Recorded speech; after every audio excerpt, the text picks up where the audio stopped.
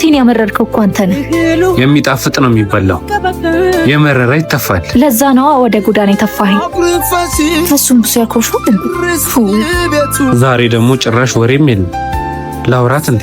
ኧረ ይቅርብኝ፣ ጥጋባውም አይቻል። እኔማ ያበጠው ይፈነዳታል እንጂ ካላወራኝ አላወራውም። ምን ለማመጠው መሰለኝ? ጉድ እኮ ነው። ትንሽዬ ነገር 3 ቀን ታዘጋጋት። እንደውም ገደል ግባ። ቀስ ለነገር ሲሆንማ አፍ ይፈታል።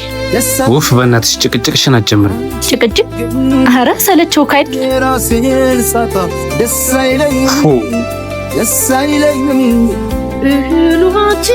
ምንድን ነው? አይታይህ? እየሄድኩ ነው። ያደርሳል መንገድ ይመልሳል መንገድ ይባላል። አንዳንዴ ግን ያደረሰ መንገድ ላይመልስ ይችላል። እያስፈራራኸኝ ነው? አይደለም፣ መራር የህይወት እውነትን እየነገርኩሽ። ህይወቴን ያመረርከው እኮ አንተ ነህ። የሚጣፍጥ ነው የሚበላው፣ የመረረ ይተፋል። ለዛ ነው ወደ ጎዳና የተፋኸኝ። ለነገሩ መስማማት ከሌለበት ቤት የማይመልሰው ጎዳና ይሻላል። ከቤቱ ጎዳናው ተሽሎ ያቅ።